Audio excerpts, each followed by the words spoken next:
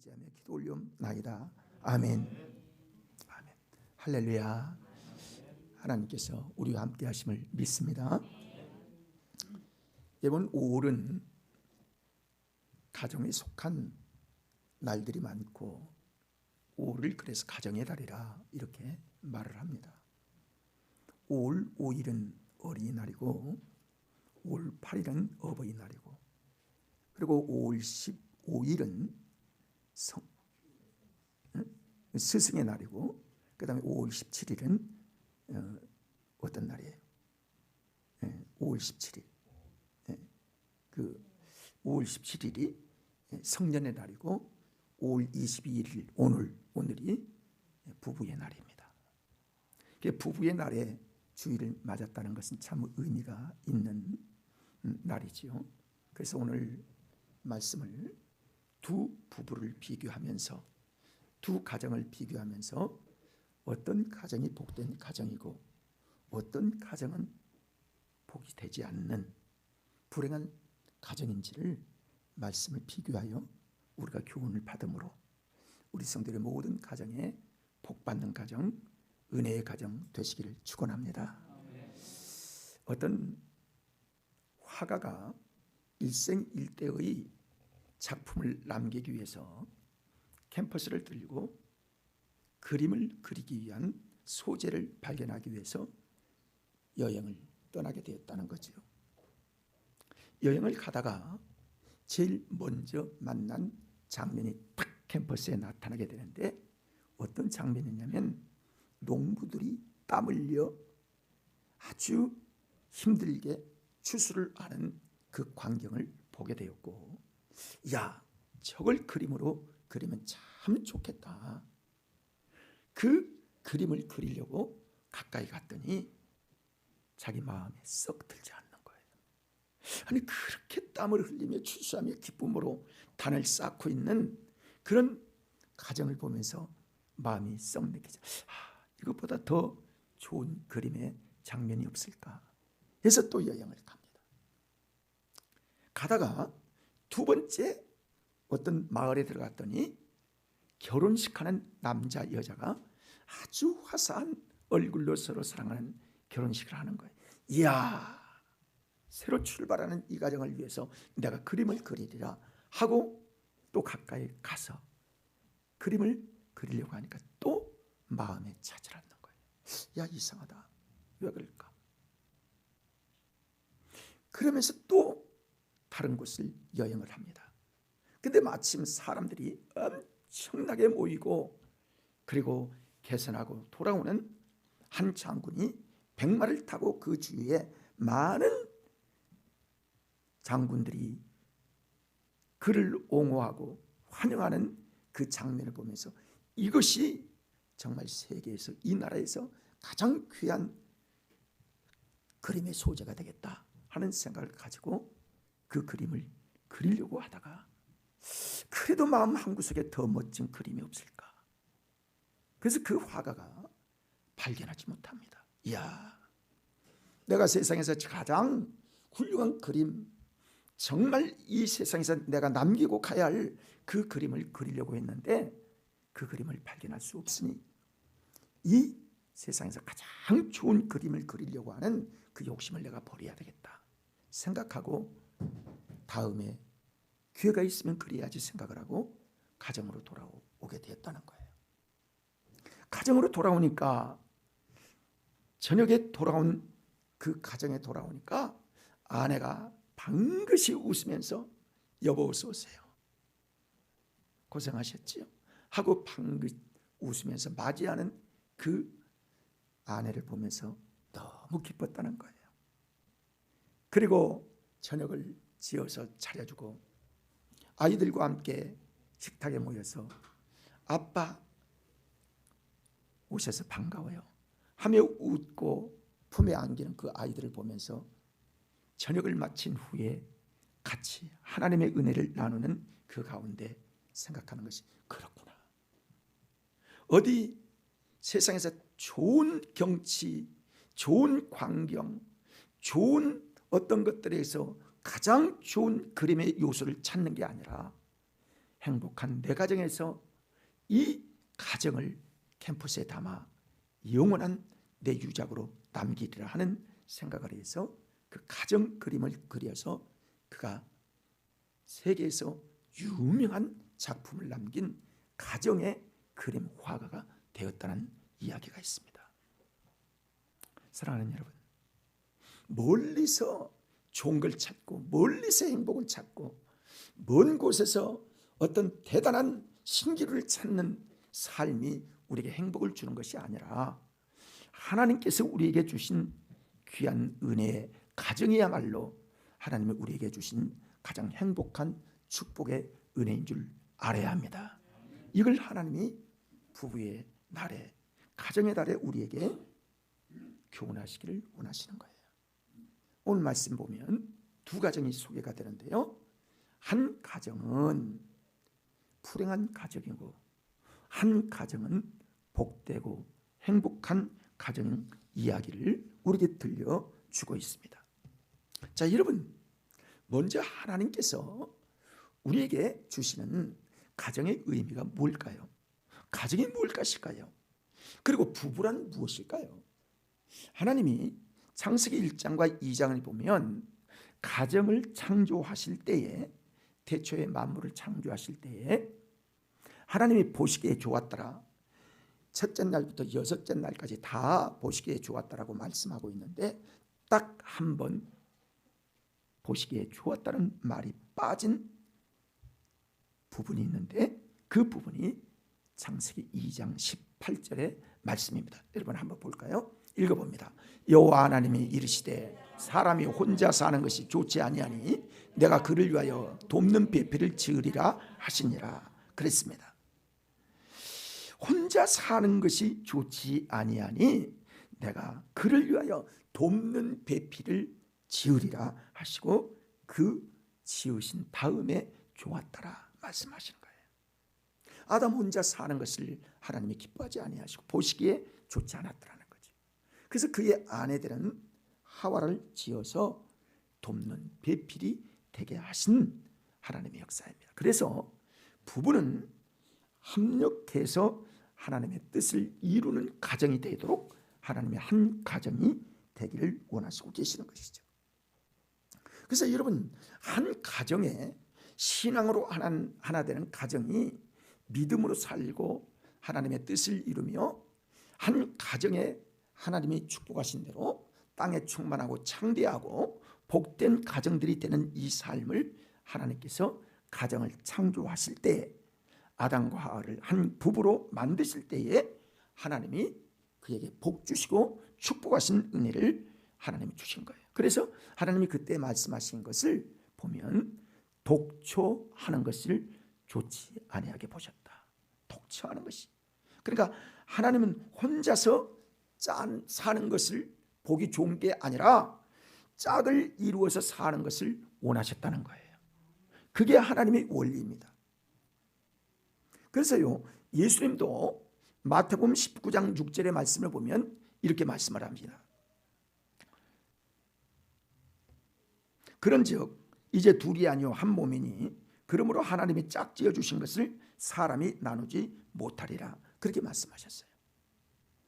그래서 하나님은 아담의 복 주시기를 원하고 생육하고 번성하라 라고 말씀하신 겁니다. 이게 역순환으로 되면요, 세상은 잘 될 것 같고 자기는 혼자 잘 살 것 같고 하지만은 세계 전체를 보면 하나님의 뜻과 역행하는 일이 된다는 사실을 여러분 아셔야 합니다. 그래서 우리나라가 위기를 당하게 된 겁니다.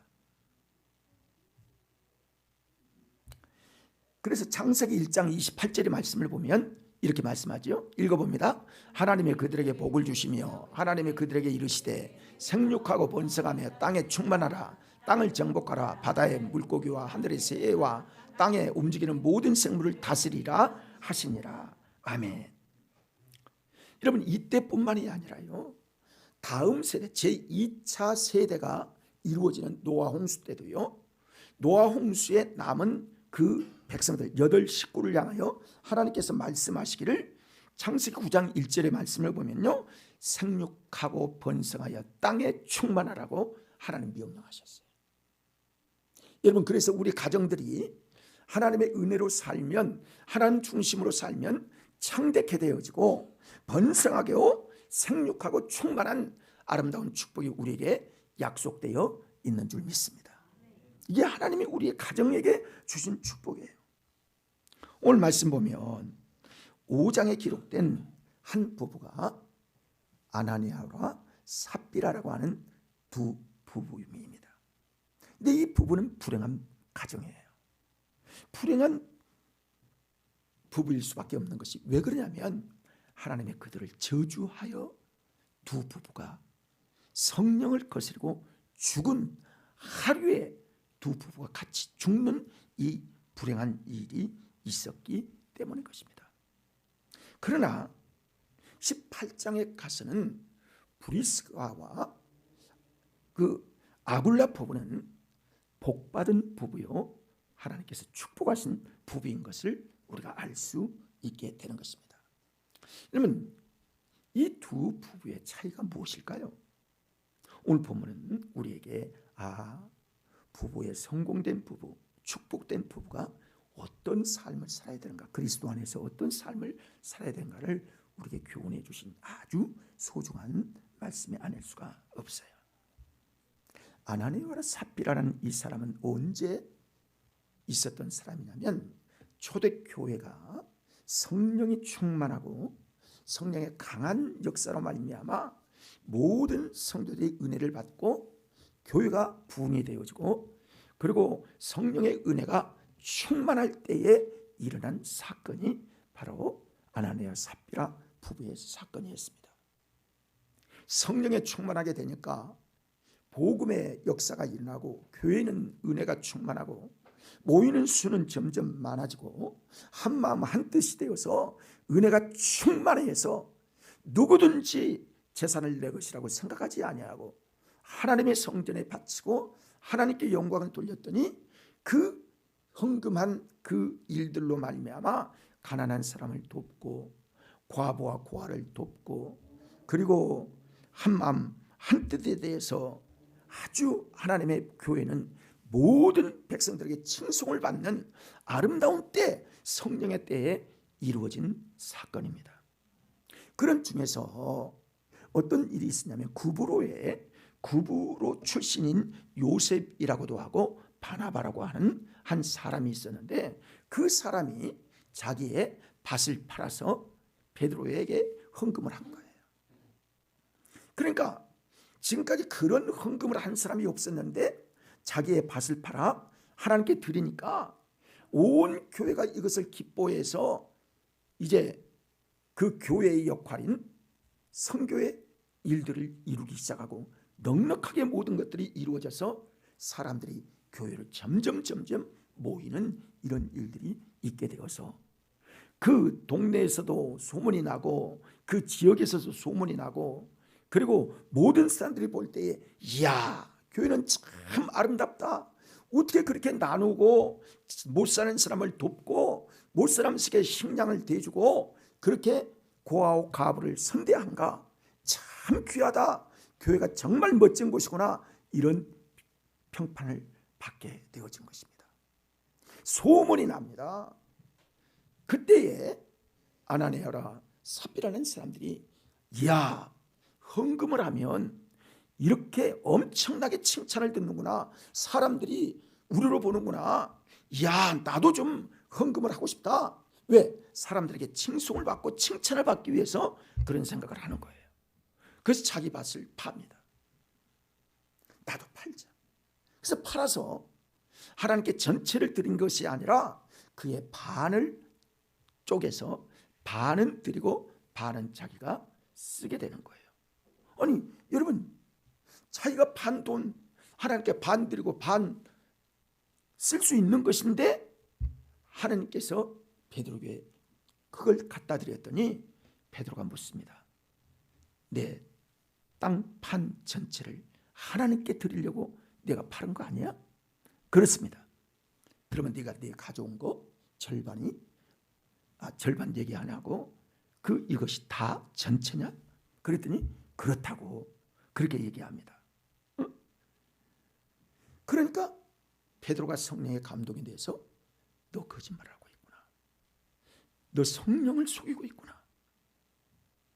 그래서 그 말이 떨어지자 그가 시체가 되어서 그를 장례식에 치르고 온 시간이 3시간이 걸렸습니다. 그리고 그 다음에 그의 아내인 삽비라가 다시 그 베드로 앞에 옵니다. 베드로가 묻습니다. 삽비라 자매, 당신의 부부, 그때는 이제 자기 남편이 죽은지 모른 거죠. 이 3시간 후에 장례를 치르고 온 그 사람들이 돌아온 그 무렵에 다시 묻습니다. 삽비라 자매, 당신이 땅을 팔아서 이것을 하나님께 전체를 드린 거야? 아니면 반을 드린 거야? 그 반이라는 말은 안 했는데요. 다 드린 겁니까? 했더니 다 드린 겁니다 라고 또 얘기하는 거예요. 그랬더니 베드로가 당신은 지금 사탄에 의해서 마음이 장악되어서 거짓말을 하고 있으니 당신도 당신의 남편처럼 지금 죽게 되리라 해서 그 자리에서 꼬꾸라져 그 자리에서 죽고 맙니다. 이 사실을 본 모든 사람들이요, 성령의 역사와 성령이 일하시는 일들을 생각하면서 두려움으로 가득 차서 이야, 하나님을 섬기려면 진실하게 섬겨야 되겠구나. 함께 따라할까요? 하나님을 진실하게 섬기자. 그때부터요, 성령의 역사가 단지 좋고 할렐루야고 아멘이고 이것으로 끝나는 것이 아니라 삶 전체의 내 중심에 어떤 영향력을 임하게 되어지고 또 어떤 역사를 이루는지를 알게 되는 거예요. 그래서 한 사람은 어쩌면 이 아나니와 삽비라는요, 앞에서 바나바라고 하는 사람이 그 땅을 다해서 드린 것과 어쩌면 이런 생각을 했는지도 몰라요. 성경은 나오지 않았지만 내가 생각할 때, 야, 그 땅 팔아서 1억이 됐다면 내 땅 팔아서 3억인데 3억 중에 반이면 1억 5천이니까 그 사람보다 내가 헌금 훨씬 더 많이 했잖아. 그러니까 나 괜찮을 거야. 칭찬할 걸. 그런 생각을 한 거예요. 그 생각을 한 겁니다. 여러분, 똑같은 생각을 가지고 어떤 사람은 하나님께 인정을 받고 하나님께 정직한 마음으로 하나님의 신앙생활을 했는가 하면 어떤 사람은 사람에게 보이려고 사람 중심의 삶을, 자꾸 인간 중심의 삶을, 인본주의적 삶을 살다가 두 부부가 망하는 불행한 삶도 살 수 있다는 사실을 교훈해 주고 있어요. 그래서 예수님께서도요, 바리새인과 서기관들에게 말씀합니다. 마태복음 6장 1절부터 4절의 말씀을 보면 이렇게 말씀했어요. 읽어볼까요? 사람에게 보이려고 그들 앞에서 너희 의의를 행하지 않도록 주의하라. 그리하지 아니하면 하늘에 계신 너희 아버지께 상을 받지 못하느니라. 그러므로 구제할 때에 외식하는 자가 사람에게서 영광을 받으려고 회당과 거리에서 하는 것 같이 너희 앞에 나팔을 불지 말라. 진실로 너희에게 이르노니 그들은 자기 상을 이미 받았느니라. 그렇게 말해요. 너는 구제할 때에 오른손이 아는 것을 왼손이 모르게 하여 너의 구제함을 은밀하게 하라. 은밀한 중에 보시는 너희 아버지께서 갚으시리라. 아멘. 그렇습니다. 하나님을 바라보며 우리 신앙생활이 그래야 합니다. 사람에게 인정받고 사람에게 칭찬받고 그러고 싶지요. 그 마음이 없는 사람은 없을 거예요. 그러나 그걸 자제해야 합니다. 오직 하나님만 바라봐야 합니다. 자, 함께 따라 할까요? 오직 하나님만 바라보자. 이게 진실한 신앙생활인 거예요.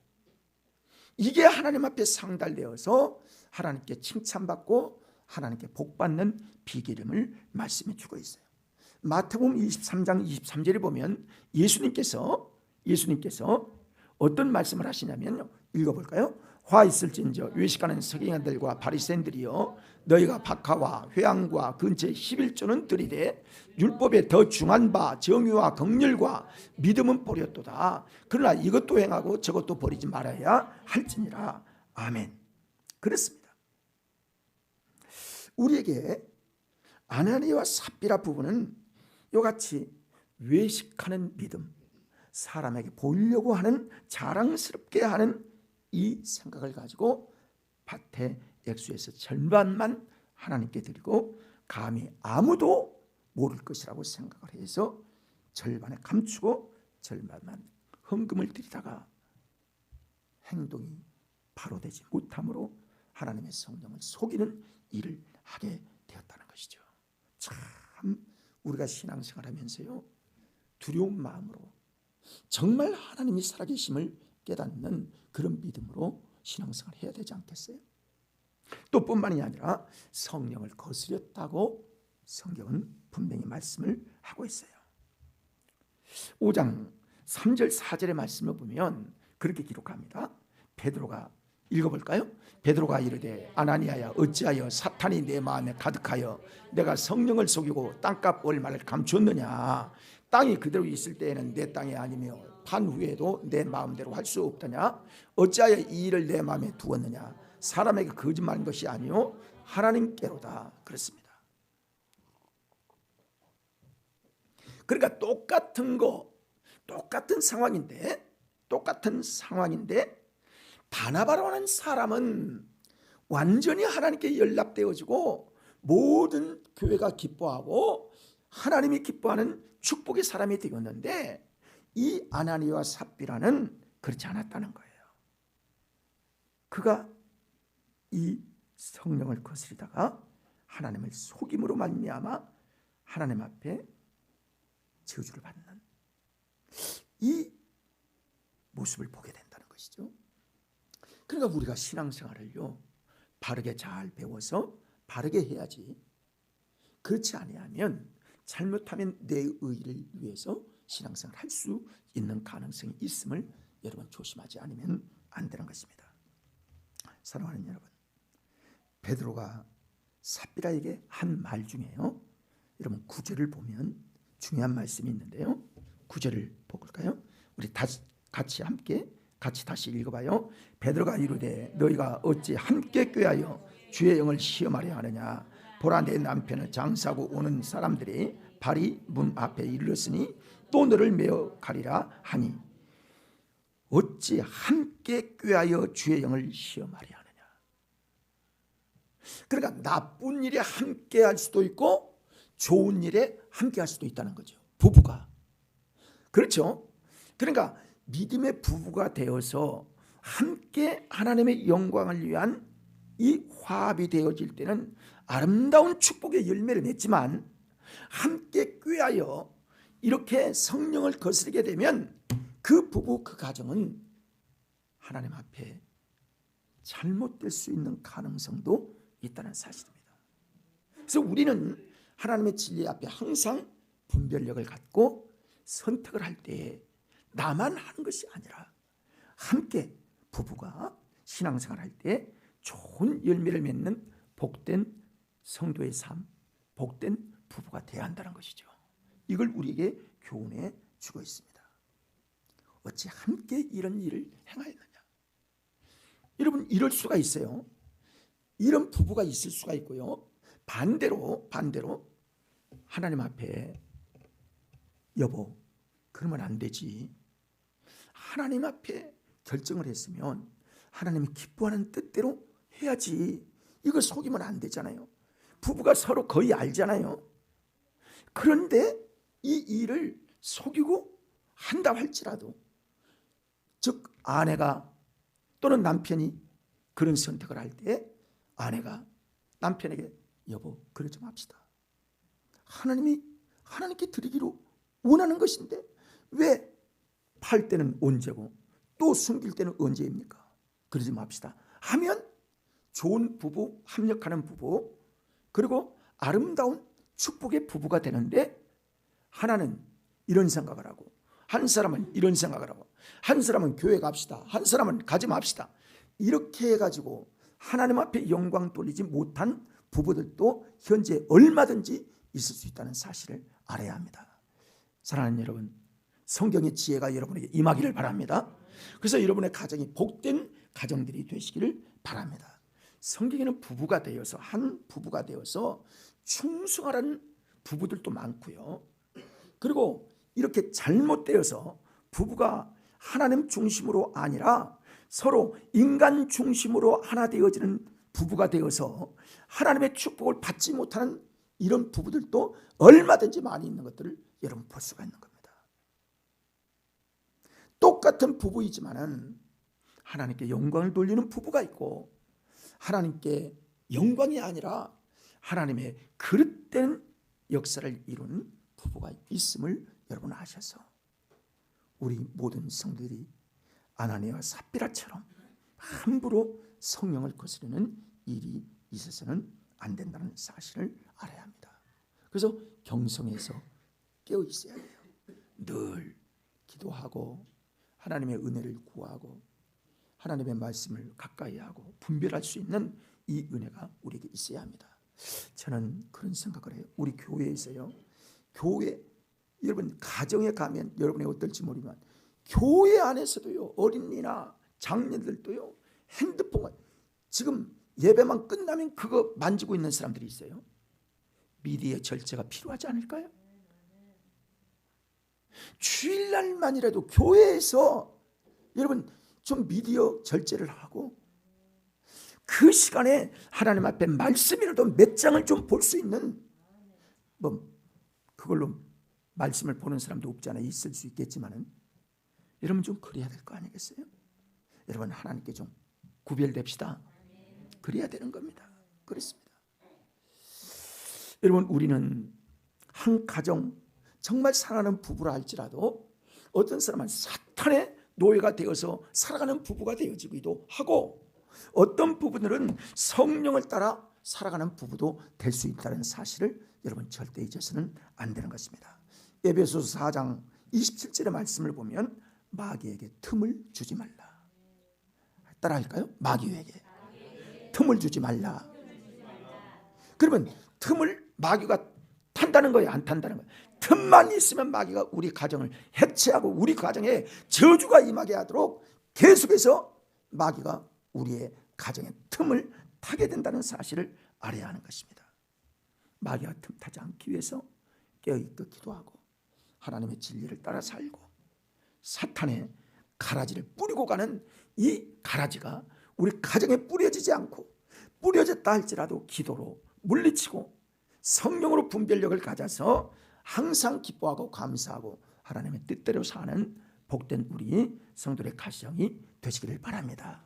자, 그 다음에 브리스길라와 아굴라 가정은 어떤 가정이었기 때문에 하나님께서 그 가정을 축복하셨을까? 어떤 사람일까요? 18장의 말씀을 보면 그 말씀이 나오는데요, 그 사람들은 로마에 있다가, 로마가 그 AD 49년에서 50년 사이 2년 동안에 글라디우스라고 하는 왕이 이제 새로 이제 생기게 되었는데, 유대인들과 그리고 외국인들을 로마에서 추방하는 정치적 배경이 거기 있습니다. 그러니까 유대인들 다 쫓겨난 거예요. 외국인들 다 쫓겨난 거예요. 그래서 그 브리스갈라와 아굴라 가정이 어디로 왔냐면 고린도 쪽으로 이제 나올 수밖에 없는 그런 상황이었습니다. 근데 거기에서 바울 일행이 전도할 때 바울 일행을 만나게 된 거예요. 브리스갈라와 아굴라의 부부는 로마에 있을 때부터도 예수를 잘 믿는 믿음의 가정이었고, 그리고 두 부부가 하나님을 경외하는 가정이었습니다. 18장 26절부터 28절에 보면요, 에베소에 머물 때에 아볼라라고 하는 사람이 열심히 회개의 복음과 세례를 외치는 전도를 하는 것을 보고요, 그를 가만히 들으니까 자기가 가지고 있는 신앙과 조금 다른 부분이 있어서 그를 만나서 이렇게 진리의 도를 그들에게 가르칩니다. 그래서 그 영향력이 그 사람에게 아볼로라고 하는 사람을 통해서 영향력을 끼치는 그 사람이 되었을 뿐만이 아니라, 사도 바울이 전도할 때에 그 고린도 지역에 와서 복음을 전할 때 거기에서 사도 바울을 만나게 되어서 두 부부가 이 사도 바울의 하나님의 말씀 전하는 것들 듣고 은혜를 받아서 거기에서 전적으로 이 사도 바울을 돕는 사역을 한 거예요. 아주 귀한 것입니다. 그래서 로마에서 쫓겨나서 방랑의 세월로 인하여 실망하고 좌절할 것 같은데 하나님의 복음으로 말미암아 어디 있어든지 믿음에 붙잡히고 항상 신앙생활에 최선을 다하는 사람이 되니까 하나님께서 사도 바울을 만나게 하시고 말씀을 통해서 은혜 받게 하시고 교회를 세우고 교회를 섬기며 그 사역을 마음껏 돕는 그런 사람이 되어지게 된 것입니다. 여러분, 오늘 말씀을 통하여요, 브리스길라 부부의 가정에 그 신앙을 우리가 본받아야 되는데요. 자, 그는 어떤 신앙을 가졌냐면요, 항상 하나님 중심의 신앙을 가졌다는 거예요. 언제나 하나님 신앙 중심. 그렇습니다. 그렇습니다. 최선을 다하여 교회를 섬기고 주의 몸된 교회를 섬길 뿐만이 아니라 바울 목사님, 즉 담임 목사님을 잘 섬기는 그런 사람이 된 거예요. 그렇습니다. 무슨 일이나 먼저 하나님 생각, 먼저 교회를 생각하는 그런 사람의 부부가 바로 아름다운 부부였다는 거예요. 그렇습니다. 우리는 어떨까요? 우리 신앙은 어떨까요? 하나님만큼, 하나님보다 나를 먼저 생각하고, 응? 교회보다 내 중심이, 내 집이 먼저고, 아유 교회는 교회고 뭐 내 집은 내 집이고, 아이 목사님은 목사님 월급 받으니까 그렇게 하겠지, 사료비 받으니까 그렇게 하겠지, 이런 생각만 하고, 협력하고 돕는 동역자가 되기를 원하는 것이 아니라 아주 자기중심적 신앙생활을 하고 있는, 자기 생활 중심의 신앙생활을 하고 자아가 가장 강한 이런 신앙생활을 하는 사람들과, 그리고 브리스가와 아굴라와 신앙생활과는 얼마나 많은 차이가 있는지 우리 자신을 살펴보아야 된다는 것입니다. 하나님 앞에, 교회 앞에 온전치 못하며,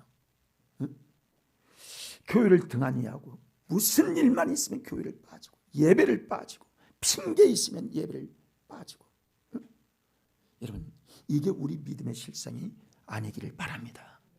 여러분 신앙생활을 그렇게 하면 안 됩니다.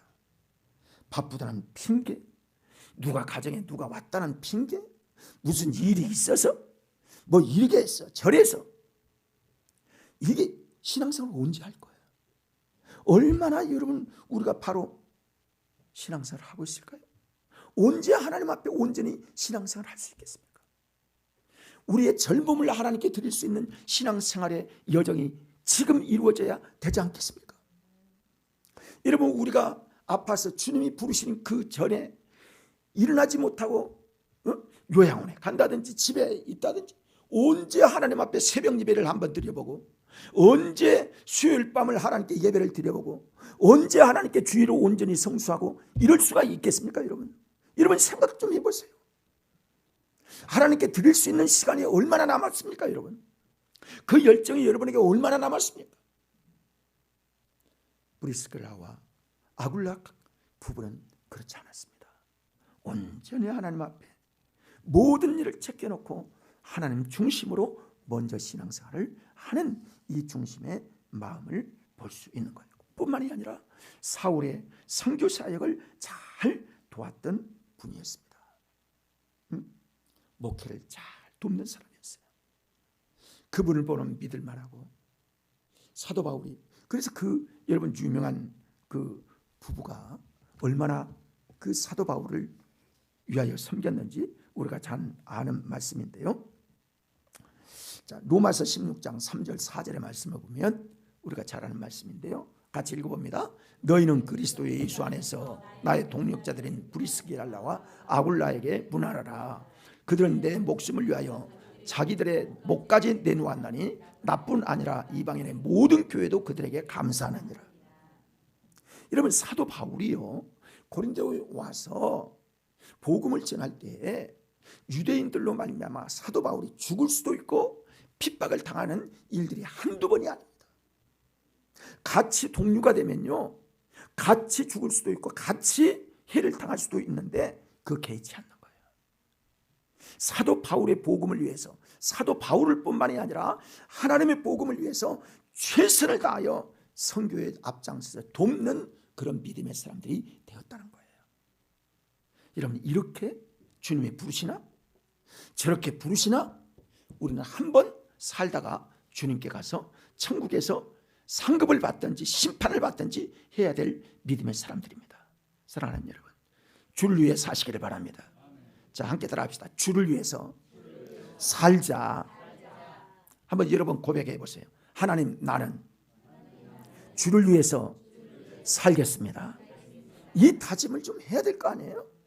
우리나라에 지금 3년 동안 12,000교회가 개척교회가 사라지고 20% 이상 가까이 되는 사람들이 교회에서 다 떠나고, 그들의 믿음이 있었습니까? 진정한 믿음이 있어서 그랬습니까? 진짜 코로나 때문에 그랬습니까? 믿음 없으면 지금도 떨어질 수밖에 없는 그런 상황이 3년 동안 계속되었던 거예요. 우리의 믿음을 어떻게 보일까요? 하나님께 우리의 중심을 어떻게 하나님께 영광을 돌릴 거예요? 하나님을 섬기며 주의 몸된 귀한 교회를 섬기며 주의 동역에, 주의 종에게 동역하여 함께하는 것이 하나님께 얼마나 귀한 일인지 주님은 말씀하십니다. 마태복음 10장 40절부터 42절의 말씀을 읽어보겠습니다. 너희를 영접하는 자는 나를 영접하는 것이요 나를 영접하는 자는 나를 보내신 이를 영접하는 것이니라. 선자의 이름으로 선자를 영접하는 자는 선자의 상을 받을 것이요 의인의 이름으로 의인을 영접하는 자는 의인의 상을 받을 것이요 또 누구든지 제자의 이름으로 이 작은 자 중 하나에게 냉수 한 그릇이라도 죽은 자는 내가 진실로 너에게 이르노니 그 사람이 결단코 상을 잃지 아니하리라 하시니라. 여러분, 예수님을 만나보고 싶지요? 예수님을 만나보고 싶지요? 작은 자에게 하십시오. 그분이 바로 예수님이에요. 아시겠어요? 작은 자 중에 내 이름으로 하는 그것이 나에게 한 것이니라. 이해가 되십니까? 그렇습니다. 예수님을 꿈으로 만나, 그것도 중요하지만 실제로 현실 속에서 만날 수 있는 가장 유일한 부분 한 가지는 작은 자 중에 내 이름으로 베풀어 봐라. 내 이름으로 그를 만날 수 있다라고 하신 거예요. 예수님 만날 수 있습니다. 어디에서? 가장 작은 자 중에 내 이름으로 그를 선대해라. 그러면 그게 바로 나에게 한 것이니라고 말씀하셨기 때문입니다. 여러분, 창세기를 통해서 아브라함의 부부를 보십시오.